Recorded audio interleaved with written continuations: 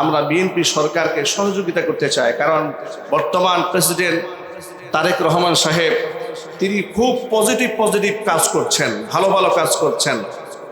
পরাজিত নেতৃবৃন্দের বাড়ি গিয়ে তাদের সাথে কুশলাদি বিনিময় করছেন, হিংসা বিদ্বেষ ছড়াচ্ছেন এমন কোনো বক্তব্য দিচ্ছেন না, সৌহার্দ্যপূর্ণ আচরণ করছেন।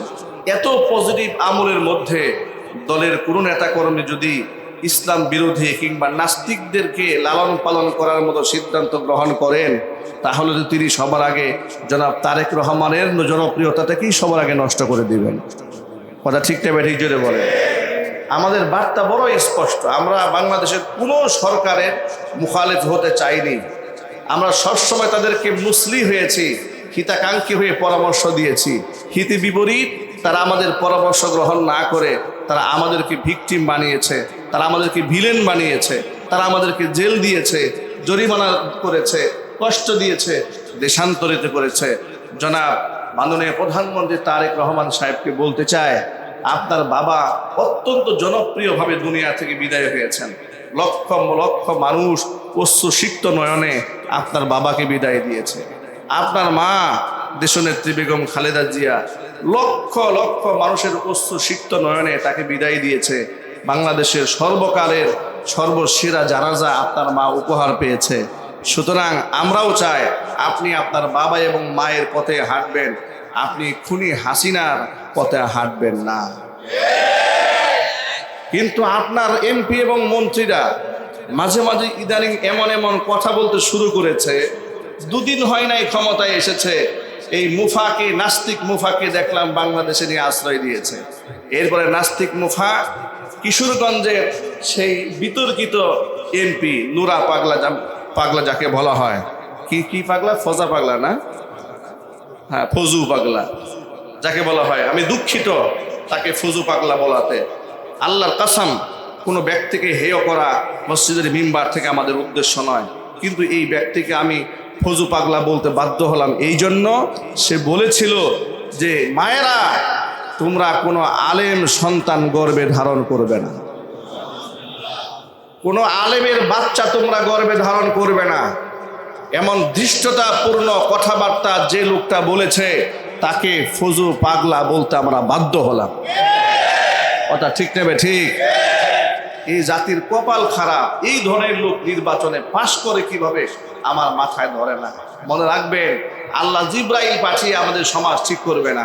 ইন্নাল্লাহা লা ইউগাইয়িরু মা বিকাউমিন হাত্তা ইউগাইয়িরু মা বিআনফুসিহিম। নিজেদের তাকদীর ভালো বানাবার চেষ্টা যদি নিজেরা না করি, মহান আল্লাহ তাআলা জোর করে আমাদের তাকদীর ভালো বানায় দিয়ে যাবেন না, সমাজ পরিবর্তন করে দিবেন না। ফজু পাগলারা কিভাবে রাষ্ট্রের নেতৃত্বে আসে? যারা ইসলামের শাসন ব্যবস্থা পছন্দ করে না, ইনসাফ চায় না, আলেমদেরকে তুচ্ছ তাচ্ছিল্য করে, ব্যঙ্গ বিদ্রুপ করে, এই ধরনের লোকেরা সমাজে কিভাবে এমপি হয়, মন্ত্রী হয়? এগুলো আমাদের পাপের ফসল। আমাদের আমলের ত্রুটি রয়েছে, বিগত বছরগুলিতে ত্রুটি রয়েছে। তবে হ্যাঁ, আমরা এ থেকে গত নির্বাচনে আমরা কিছু আশাবাদ ব্যক্ত করতে পারি। আলহামদুলিল্লাহ, ইতিমধ্যে বাংলাদেশের জাতীয় সংসদে বেশ কিছু আলেম নির্বাচিত হয়ে এমপি হয়েছে। এটা জাতির জন্য একটা পজিটিভ সাইন। তার কারণ দেখেন, বিগত 54টা বছর আলেমদেরকে মৌলবাদ, জঙ্গিবাদ, রাজাকার, আল বদর, আল শাম, সমাজের বুঝা, রাষ্ট্রের তার দায়িত্ব নাই। এদের দায়িত্ব শুধু মসজিদ, মাদ্রাসা, খানকা, ঈদগাহ, কবরস্থান, গুরুস্থান শেষ এখানেই করে দেওয়া হয়েছিল। সেই আসন থেকে তারা একটা বাণীও বানিয়ে দিয়ে ফেলেছিল, মোল্লার মসজিদ পর্যন্ত। ঠিক না ব্যাটি জুড়ে বলে, এটা তো তারা বলে বেরিয়েছে বারবার। সেখানকার তাদের সেই কথার উপরে চপেটাঘাত করে এই জাতি দেখিয়ে দিয়েছে মোল্লার দর শুধু মসজিদ পর্যন্ত নয়, এখন মোল্লার দর জাতীয় সংসদ পর্যন্ত।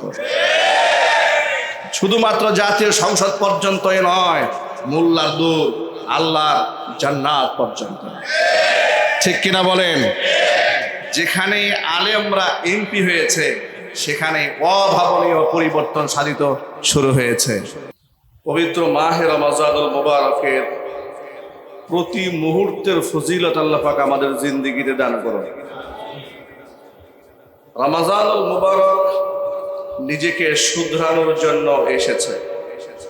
রমজানুল মুবারক মানুষকে বদলাতে এসেছে। রমজানুল মুবারক মানুষকে গুনাহ থেকে মুক্ত করার জন্য এসেছে।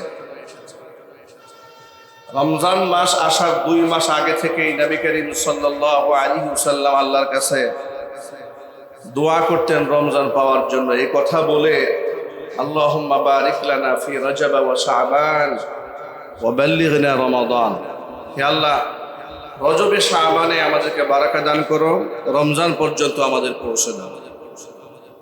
রমজান পর্যন্ত বা রমজানকে পাওয়ার জন্য আল্লাহর নবী এই দোয়া কেন করতেন? তার কারণ হচ্ছে রমজান মাসে কোনো বান্দা যদি একটি নফল ইবাদত করে অন্য মাসে ফরজ সমতুল্য সওয়াব আল্লাহ মাওলা দান করেন।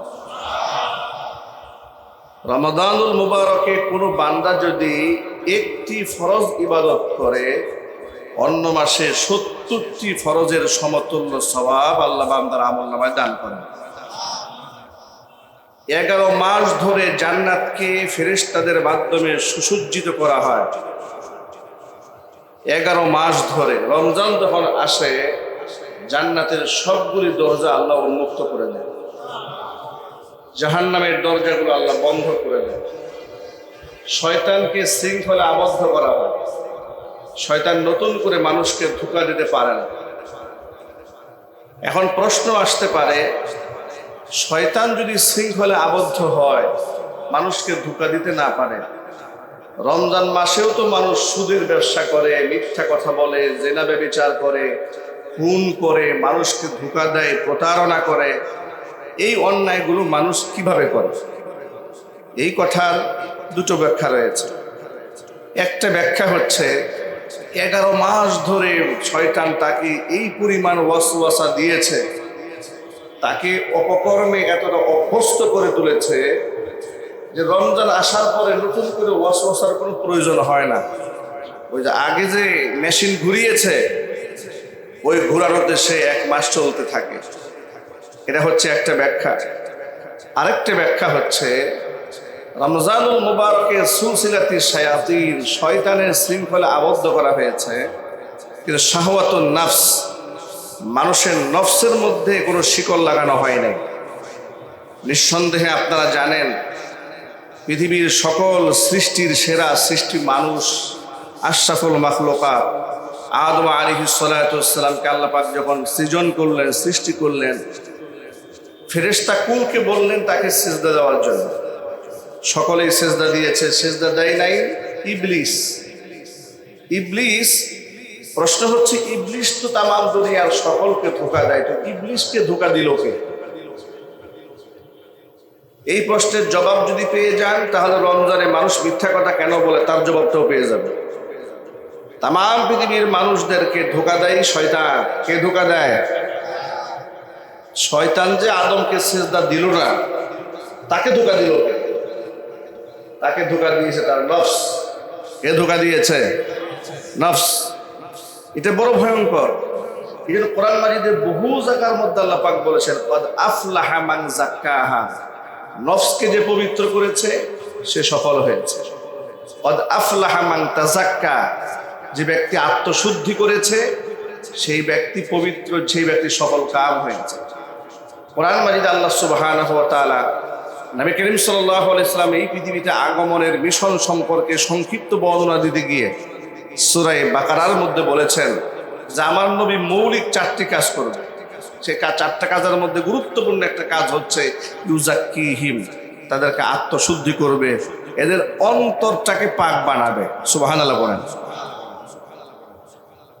ইব্রাহিম আলাইহিস সালাতু ওয়াস সালাম পুত্র ইসমাইলকে সাথে নিয়ে কাবা ঘরের সামনে দাঁড়িয়ে কাবা ঘর পুনর্নির্মাণ করার পরে আল্লাহর কাছে হাত তুলে বলেছিলেন রব্বানা ওয়াবাস ফীহিম রাসূলান মিনহুম ইয়াতলু আলাইহিম আয়াতিকা ওয়া ইউআল্লিমুহুমুল কিতাবা ওয়াল হিকমাতা ওয়া ইউযাক্কিহিম ইন্নাকা আনতাল আজিজুল হাকীম।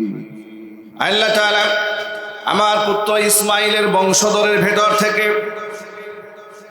এমন একজন রাসূল তুমি পাঠাবে যিনি এই দুনিয়াতে চারটি কাজ করবে। এক নম্বরে ইয়াতলু আলাইহিম আয়াতিকা, তোমার আয়াতগুলো তেলাওয়াত করে শোনাবে মানুষদেরকে। ওয়া ইউআল্লিমুহুমুল কিতাবা ওয়াল হিকমা, মানুষকে কিতাব শিক্ষা দেবে, হিকমা শিক্ষা দেবে। ওয়া ইউযাক্কিহিম, মানুষকে আত্মশুদ্ধি করে দেবে। জোরে বলেন সুবহানাল্লাহ। আত্মশুদ্ধির মানেটা কি? অন্তর রোগ হচ্ছে অহংকার, অন্তরের রোগ হচ্ছে হাসাদ হিংসা, অন্তরের রোগ হচ্ছে আমিত্ব, অন্তরের রোগ হচ্ছে রিয়া লৌকিকতা। এগুলো হচ্ছে সব অন্তরের রোগ। যার কলিজার মধ্যে অহংকার থাকে সেই ব্যক্তি কখনো রবের সামনে মাথা নত করে না, সেই ব্যক্তি সীমা লঙ্ঘন করে। কোরআন মাজিদে ইবলিসের ব্যাপারে যত জায়গায় আল্লাহ পাক বর্ণনা করেছেন সীমা লঙ্ঘনের কথা, সব জায়গার মধ্যে আল্লাহ পাক বলেছেন আবা ওয়াস্তাকবার ওয়া কানা মিনাল কাফিরিন। সে শুধু অস্বীকার করে নাই, আমার হুকুম সে শুধু অমান্যই করে নাই, ওয়াস্তাকবার, সে ব্যক্তি অহংকার করেছে। কি করেছে যদি বলেন তো ভাই? আবার যদি বলুন কি করেছে? অহংকার করেছে। আবার ওয়াস্তাকবার, অহংকার করেছে। এই অহংকারটা হচ্ছে মনের রোগ। অহংকার কিসের রোগ? নমনীয় না হওয়া, এটা মনের রোগ। দেখুন, চলার পথে যদি আমার দ্বারা কেউ ক্ষতিগ্রস্ত হয়, কেউ আক্রান্ত হয়, কেউ ব্যথা পায়, কেউ কষ্ট পায়, আমার দায়িত্ব হচ্ছে তার কাছ থেকে ক্ষমা চেয়ে নেওয়া, মাপ চেয়ে নেওয়া। তার কারণটা কি? এটা বান্দার হক নষ্ট হয়েছে। বান্দার হক যদি নষ্ট হয়, কাল হাসরের ময়দানে মহান আল্লাহ রাব্বুল আলামিন বান্দার সকল গুনাহ আপন মেহেরবানিতে যদি চান ক্ষমা করে দিতেও পারেন, কিন্তু সে যদি বান্দার হক নষ্ট করে থাকে মহান আল্লাহ পাক তাকে ক্ষমা করবেন। ফর এক্সাম্পল বলা যায়, নবী করিম সাল্লাল্লাহু আলাইহি সাল্লাম একটি হাদিসের মধ্যে বললেন, আল গীবাতু আশাদ্দু মিনাজ জিনা, গীবত করা, পরনিন্দা করা, এটা ব্যভিচারের চেয়ে ভয়ঙ্কর গুনাহ। সাহাবায়ে কেরাম খুব অবাক হয়ে গেলেন যে ব্যভিচারের চেয়ে, ব্যভিচার তো মারাত্মক লেভেলের বড় গুনাহ। আচ্ছা আপনারা বলুন, এই সমাজে জেনা ব্যভিচার কি ছোট গুনাহ হিসেবে উল্লেখ করা হয় নাকি বড় গুনাহ হিসেবে? বড় গুনাহ হিসেবে করা হয়। সামাজিকভাবে যেখানে শারঈ আইন কায়েম নাই, সেখানে লোকেরা নাকে মুখে চুনকালি দিয়ে দেয়, গলার মধ্যে জুতার মালা পরায়। এখন তো ডিজিটাল জামানা, ফেসবুক লাইভ করে মানুষকে দেখায়, তার মান সম্মানে আঘাত করে। ঠিক কিনা বলেন? ইসলামী শরীয়ত থাকলে এর কঠিন দণ্ডবিধি দেওয়া হতো। যদি এই জেনা ব্যভিচারের সাথে সম্পৃক্ত সংশ্লিষ্ট যদি থাকতো বিবাহিত নারী পুরুষ, তাদেরকে হত্যা করা হতো। যদি অবিবাহিত হতো তাদেরকে দুররা মারা হতো। এই কিছু কিছু আইনের ক্ষেত্রে ইসলাম অনেক বেশি কঠোরতা করেছে। কঠোরতা এই জন্য করেছে কারণ এগুলো হচ্ছে ভাইরাস। এগুলো কি ভাইরাস? কিছু কিছু গুনাহ আছে এগুলো ভাইরাসের মতো। আপনারা বলুন তো, যদি শরীরে ভাইরাস আক্রান্ত করে তাহলে অ্যান্টিভাইরাস না দিলে এটা কি ভালো হবে? কথা বলে না। এই যে করোনা এসেছিল না দুনিয়াতে 19 সালে, এই করোনা থেকে মুক্তি পাওয়ার জন্য আমরা অ্যান্টিভাইরাস, আমরা টিকা গ্রহণ করেছিলাম, ঠিক না? সমাজের কিছু কিছু অন্যায় আছে, এগুলো ভাইরাস, এগুলোকে প্রশ্রয় দিতে নাই। যেমন ক্যান্সার, এটা শারীরিক একটা ভাইরাস। এটা এমন ভাইরাস, কেমো দিয়ে এটাকে কন্ট্রোল না করলে সারা শরীরকে সে খেয়ে ফেলে। ঠিক কিনা যেটা বলে?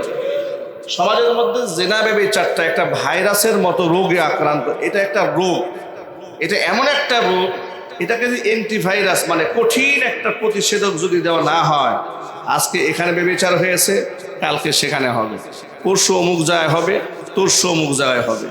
আপনারা শুনেছেন রমজান মাসে নরসিংদীতে একটি কিশোরী মেয়েকে গণধর্ষণ করে হত্যা করা হয়েছে, এই সোনার বাংলাদেশে। এর চেয়ে লজ্জা কি হতে পারে একটা জাতির জন্য, যে মাসে শয়তান শৃঙ্খলে আবদ্ধ থাকে, সেই মাসেও যদি একটি দেশের, আবার সেটা মুসলিম দেশ, সেই দেশে কোনো মেয়ে গণধর্ষণের শিকার হয়, আবার হত্যাকাণ্ডের শিকার হয়। এগুলো কেন হয়? এই জন্য হয়েছে, বিগত বছরগুলোর ইতিহাস দেখুন, বিগত 54 বছরের ইতিহাস তাকিয়ে দেখুন। 54 বছরে এদেশের গণতন্ত্র বলুন, বিচার ব্যবস্থা বলুন, রাজনীতি বলুন, সমাজ ব্যবস্থা বলুন, এদেশের চোর এবং ডাকাত এবং খুনিদেরকে নিরাপত্তা দিয়েছে, পক্ষান্তরে ভিকটিমদের কলিজাকে ঝাঁঝরা করে ছেড়ে দিয়েছে। ঠিক না ব্যাটিক জুড়ে বলেন? প্রশাসন নিরাপত্তা দিয়েছে চোর এবং ডাকাতদেরকে, খুনি লম্পট নাস্তিকদেরকে প্রশাসন নিরাপত্তা দিয়েছে। আমি অবাক হয়ে যাই, নতুন করে বাংলাদেশের সরকার বিএনপি গঠিত হওয়ার পরে দেখলাম আপনার বাংলাদেশ থেকে নির্বাসিত এক নাস্তিক, মারাত্মক লেভেলের নাস্তিক, জঘন্যভাবে আল্লাহকে, রসুলকে, মা আয়েশা সিদ্দিকা রাদিয়াল্লাহু তাআলা আনহাকে, এটাকে বলা হয় মুফা, বলা হয় মুফা, নাস্তিক মুফা বাংলাদেশে আগমন করেছে। কার আশকারায়, কার কাছ থেকে সে নিরাপত্তা নিয়ে বাংলাদেশে ঢুকলো, এটা তো আমার মাথায় ধরে না। আমার প্রশ্ন হচ্ছে, আওয়ামী জাহেলিয়াতের আমলেও যেই লোকটা বাংলাদেশে থাকতে পারে নাই মুসলমানদের বিতর্কের মুখে, সেই লোকটা হঠাৎ করে বাংলাদেশে ঢুকলো কার আশকারায়?